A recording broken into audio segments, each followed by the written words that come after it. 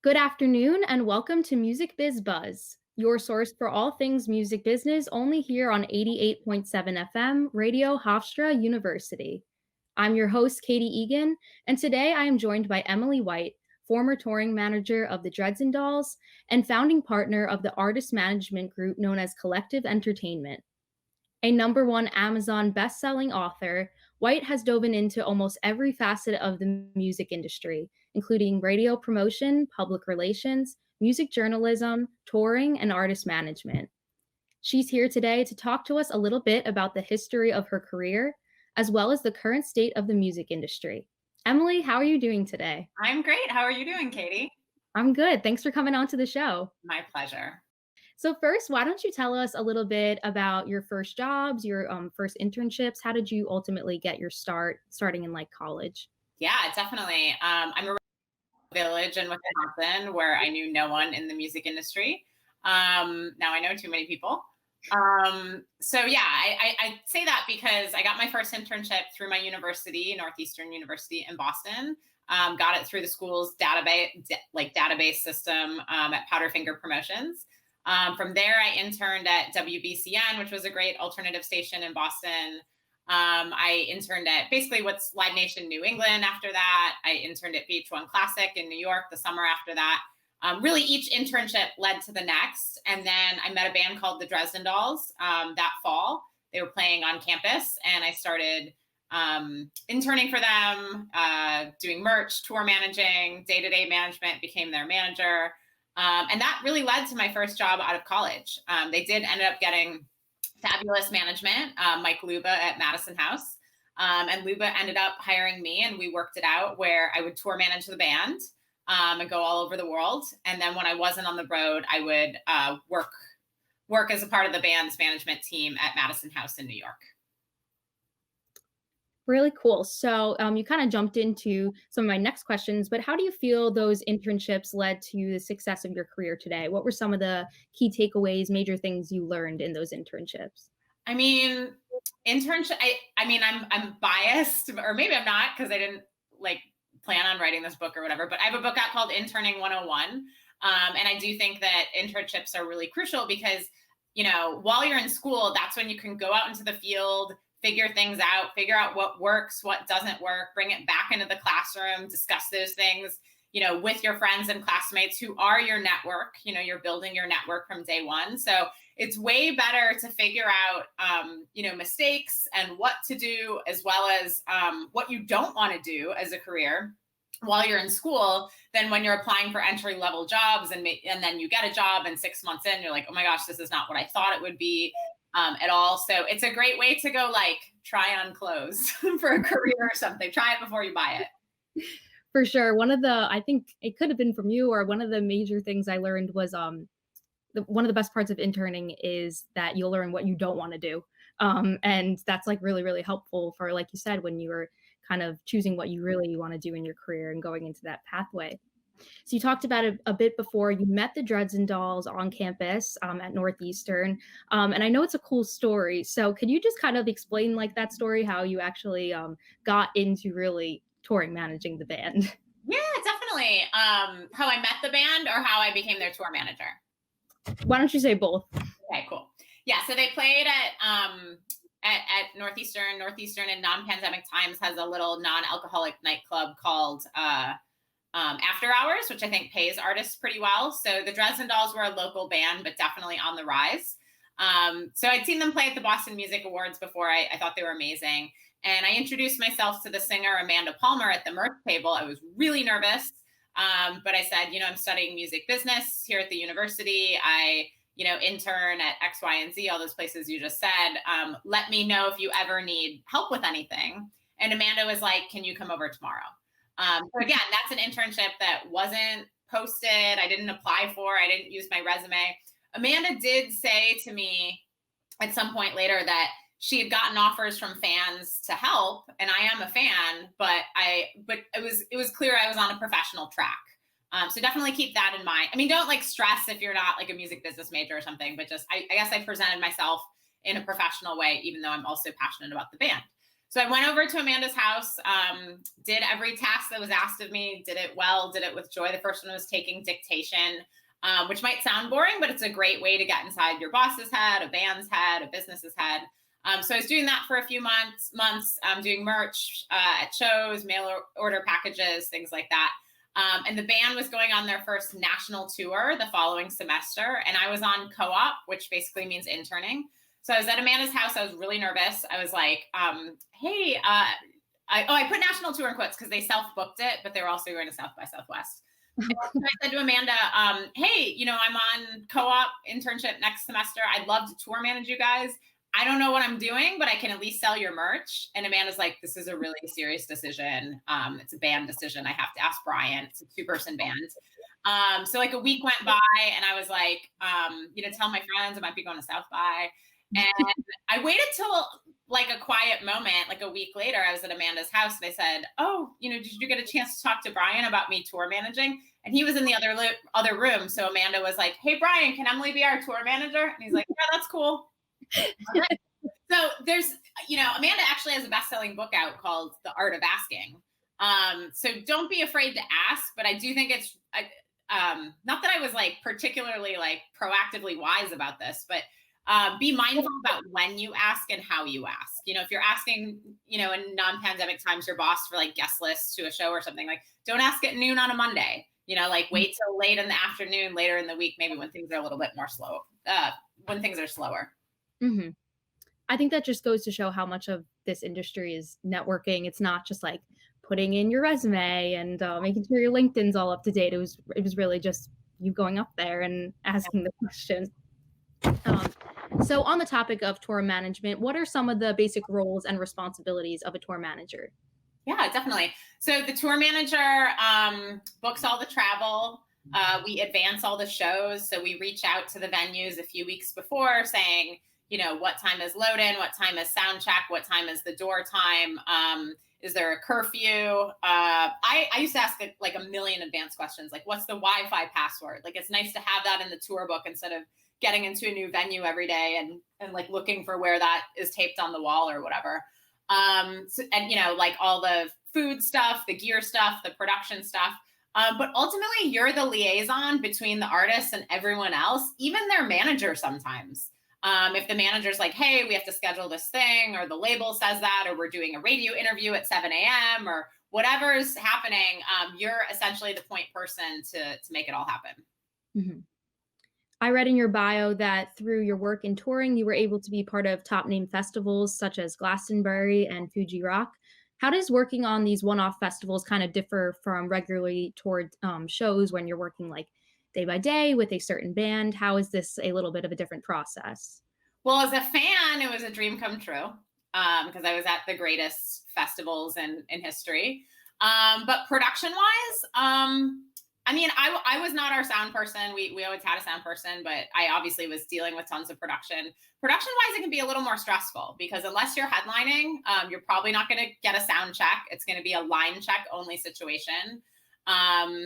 It can kind of be madness, but you just have to roll with it, right? So, if the Dresden Dolls got big enough, we did have like a monitor tech who would act as a stage tech, but like if a string breaks, or like you just have to figure it out, or that, Amanda can't hear herself, because there was no sound check. Like it's actually kind of chaos, but you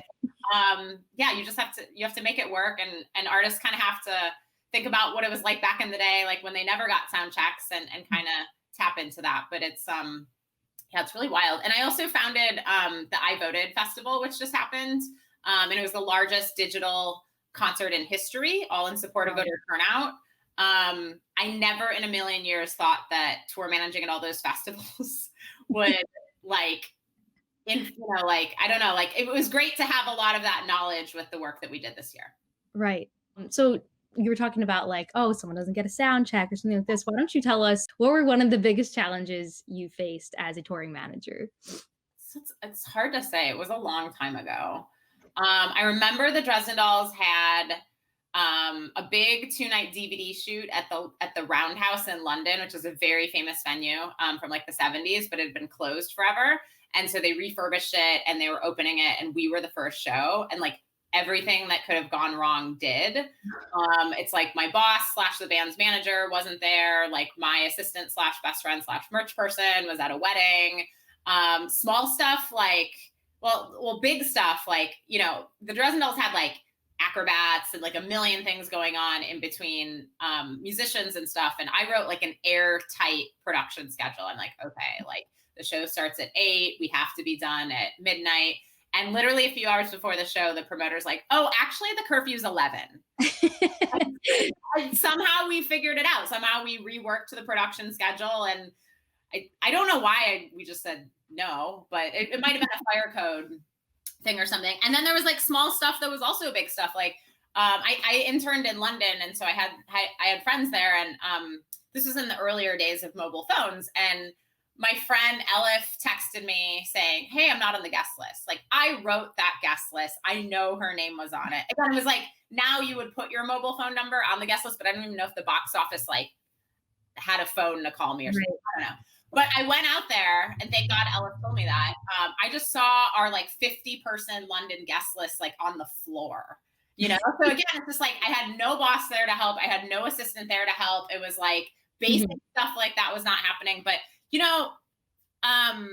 the woman I started my first company with, who was managing Margaret Cho at the time, Margaret was emceeing the event, and I was like, great, like a real celebrity with like a manager from like a fancy management company. And fast forward like a couple years later, when Carrie and I became business partners, I said to her, I'm like, we don't know each other that well. We're eloping. And she was like, I've always really respected you. And I'm like, what? Because I was holding a clipboard at that London show, Wow, yeah. How just like, I think in tour management, there, believe it or not, there isn't always a right or wrong decision. You just have to make a decision, right? And my tour managing motto used to be, it always works out. And that show did always work out, or that show did work out. And it is a beautiful DVD in the end. Nice. So now, speaking of touring, and we talked about like some pre-pandemic times, obviously it is pandemic times now. So I'm curious on your insights in the field, given the current state of the music industry, where touring served as the main source of revenue for so many artists and bands. That revenue stream has really been stripped away from so many young and eager musicians. So based on your expertise in touring, how do you see this impacting the music industry as a whole? Yeah, so I was speaking in a professor's class really early in the pandemic in like April at Minnesota State Mankato in Professor Scott Laguerre's class. And he heartbreakingly but brilliantly said, COVID is Napster for the live industry. That's a very good way of putting it. Wow. Brilliant. Yeah, I say it all the time and give him all the credit he deserves. And we still have a recorded music industry post Napster, right? So look, don't get me wrong, everyone was obviously shocked by the pandemic. My heart is broken for venues, for promoters, for artists, for everything that's happening in the live sector.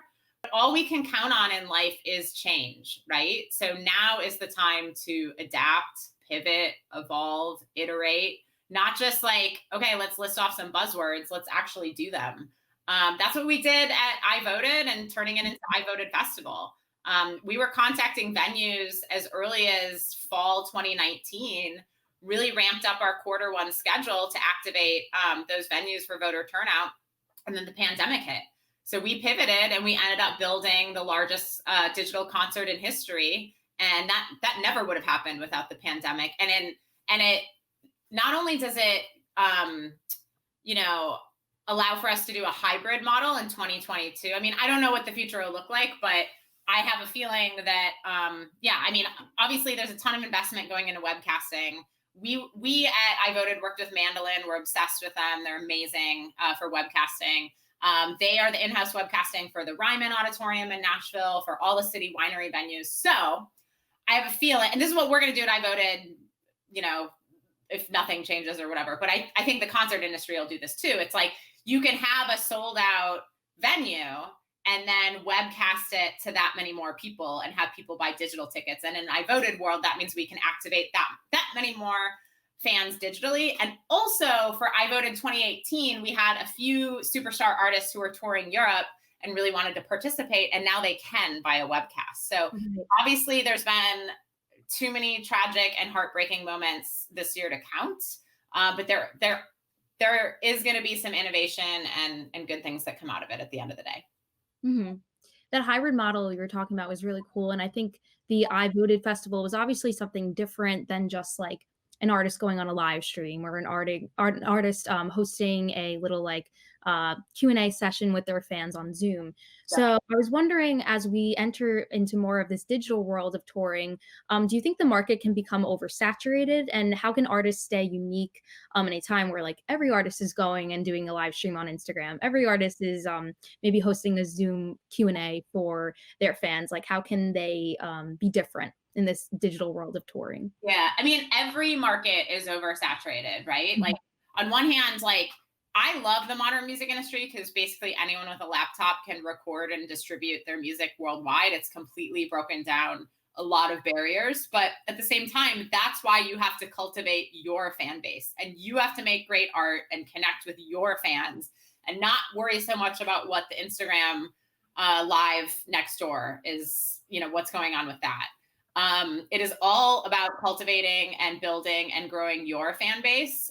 So focus on your own green grass, stay in your lane. If you really can't handle the FOMO, reach out to that artist and connect with them, which is not something you would have been able to do in the pre-digital world a long time ago. So yeah, everything's oversaturated. The pre-pandemic festival market was oversaturated. The touring market was oversaturated. I mean, I could do a whole interview or blog or something on that. Like books are digital now. That's oversaturated. TV is digital.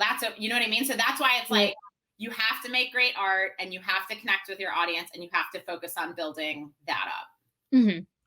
So moving on from touring management, you also have partnered to launch artist management group known as Collective Entertainment, representing artists such as Julia Nunes and Torres. So what are some of your daily responsibilities in artist management? Yeah, I'm doing less management than ever. But a manager sets the short and long-term plan with the artists, and we assemble the team around the artist, or we inherit the team around the artist, often making changes to that team, always with artist approval. And then we work with that team to make sure they are prioritizing the artist towards the short and long-term goals. So I've worked in talent and managed talent for a long, long time. That got a little backburnered this year because of I Voted. Our roster was and is so supportive of I Voted and voter turnout. It's really a dream. Julia's super busy. She is a very pandemic-proof artist. I definitely encourage you to check her out if you're trying to figure out how to navigate all this stuff. And and full credit goes to my amazing business partner, Melissa Garcia, who manages Taurus. But that's what an artist manager does at the end of the day. Cool. And what is one of the most difficult parts of artist management? I know you're not in management so much per se right now, like you said, but what is difficult about artist management? I think that maybe this is the case with any job, but maybe not. It's not. You're all human beings, right? So there's your own self-care as the manager, right? And like trying to make sure you're putting your own wellness first, which again, my roster is awesome about. I'm really upfront about that. Like before we work with anyone, like, hey, like I'm not going to work on a weekend unless there's an emergency, and I'm not going to be available 24/7, but I will be available all day during business days, which is pretty good. Most difficult thing. And then that you are, that it's up to the artist at the end of the day, right? Like on one hand, this is like why Julia Nunes and I work together so well. I was just on a panel with her, and she was talking about she'd worked with industry people before, where like she felt bad if she was turning something down or she wasn't like feeling it, for whatever reason. And I'm always super supportive about that. But at the same time, it's difficult when artists make mistakes and you are presenting the right answer. And you're like, here's why we should do this because of X, Y, and Z. And so at the end of the day, they're human beings. It's their career. I'm not a puppet master. I mean, I'm glad they're making, I'm glad that artists approve everything. That's definitely management 101. But it's tough when, that there's a mistake made, that the artist just doesn't see why they should do X, Y, and Z. But again, that just comes down to human beings. That's like me saying, like, I want my weekends off too. It's like they break too. So you're beholden to someone else's career, is what I'm trying to say, if that makes sense. Yeah, makes sense. So, as mentioned before, you are an Amazon #1 bestselling author. So, can you tell us a little bit about the two books you've written concerning the music industry and what were kind of the inspiration behind the two books? Yeah, definitely. So I mentioned Interning 101. I did not set out to be an author for either book. Interning 101, I felt like I was explaining a lot of basics to my interns over and over. And I just felt like, okay, well, why don't I create like an interning handbook for the company? And then you can reference that and we can work on higher level things, which is usually what students want. So I had two phenomenal interns one summer, and I turned to them and I was like, if I turn this into a 100-page how-to book, would this be helpful for you and your classmates? And they were like, yes. So I was like, okay. So did that. And then, yeah, the second book, How to Build a Sustainable Music Career and Collect All Revenue Streams, came out March 5th of 2020. So awesome release date. Right. But kind of what I'm explaining and what I explain in that book about, building your fan base, taking care of that audience, like that's what happened with that book. Like it went to #1 on Amazon. I see artists and industry people like constantly posting about it, sharing it. I get back to everyone. I say yes. I mean, I'm happy to say yes to this, but I say yes to stuff like this, like all the stuff you should be doing as an artist. And I had no help with that book. I had no team. The publisher I was with fell apart. Like I said, it was a pandemic, everything was canceled. So that book literally like takes you through the modern music industry from recording to release or creation to distribution. I do think that information is out there. I've just never seen it put in order in like steps. It's a 12-chapter book. So like steps 1 to 12. Mm-hmm. And I feel that the traditional music industry was set up decades ago, like in the 1950s, to confuse artists. So in non-pandemic times, I see artists at, spending a ton of money to be at South by Southwest and things like that. And I'm sure you see them at your conferences too, like just grasping at nuggets of information. Like, okay, this is what Sound Exchange is. Like, this is what I can get PR. And again, if it's something that was designed to be confusing initially, if you're teaching it out of order, that's going to be super confusing for artists, super confusing for the educator. So so I wrote all that down. It's the information that artists always want from me, that they want to get coffee and pick my brain. And I just felt that I was having the same conversations over and over. So I'm like, why don't I just write it all down for all of you? And if it would have helped one artist, I would have been thrilled. But like I said, the fact that I see artists posting about it every day just completely warms my soul and my heart. Right. And I think a lot of students as well, right? It's been used as a textbook in like multiple universities. Every day I'm getting emails from more and more professors. So yes. That's awesome. So you talked a little bit about it before, but I wanted to talk a little bit about the I Voted Festival. We're talking about a lot of things that happened in 2020. So obviously we had a big election. So what was the inspiration behind launching the festival, and how did that festival come to be something that included musicians? Yeah, so we founded I Voted for the 2018 midterm elections. I'm originally from Wisconsin, like I mentioned, where the 2016 presidential election was decided by 22,000 votes and change. It was decided next door in Michigan by 10,000 votes and change. And I was like, 22,000, that's our basketball arena. I'd also read that voter turnout was down in Milwaukee, where I'm from. So I was like, why don't we put together some sort of sick concert and tie in voting? And I realized if we took the concept national, we could have that much more impact. So for the 2018 midterm elections, we activated over 150 venues in 37 states to let fans in on election night who show a selfie from outside their polling place. All these amazing artists performed. We got all this great press. And it was really just myself and no joke, a Hofstra intern making this all happen. So we were, like I said, we were gearing up for 2020. And we pivoted very quickly under the pandemic. I knew we could organize a bunch of webcasts, and we were really data driven in how we did it. We invited artists who were the top streaming acts in and or from each state. So that was really fun to work on as well.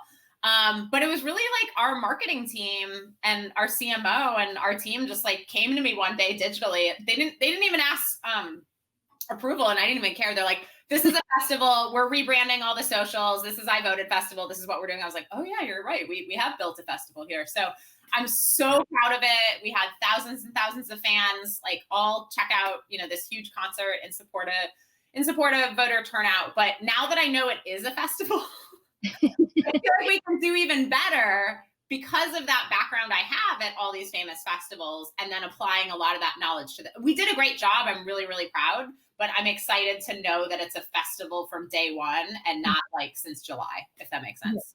Yeah. So, and it got like a lot of press as well, right? I was like, it's like in every single publication. So what do you think the impact of all those musicians being involved overall for the 2020 election was? We'll find out. I mean, we definitely had way more users than the threshold that decided quite a few states. I'm not saying all those fans were from Wisconsin or Pennsylvania or whatever, but that, that was definitely the goal, was really to drive turnout. What was the other part of your question? I just said, like, what do you think the impact of the festival had on like election results? Or yeah, we'll find out. We are running an academic study on our work, but then there's also the like tertiary effects of like, all those artists pushing voting on social media, or like even people wearing our I Voted merch and stuff like that. So yeah, I mean, turnout was through the roof this year. It wasn't just us, that's for sure. But I'm excited to keep motivating people to vote in January 5th, if you're in Georgia, and then in 2022 and beyond nationally. Nice. And where can people keep up with the festival on social media? Yeah, definitely. We rebranded. We're I Voted Festival on Twitter, Facebook, Instagram. Awesome. And where can people connect with you on social media? I'm at EMWhizzle, at MWhizzle on those platforms. Awesome. Well, we're just about finished up today, so I just want to thank you so much, Emily, for coming on to the show. Make sure to keep up with Emily and the I Voted Festival on social media properties, as well as Music Biz Buzz and WRHU Music on Instagram and Twitter at WRHU Music. For Music Biz Buzz on 88.7 FM Radio Hofstra University, I'm Catie Egan.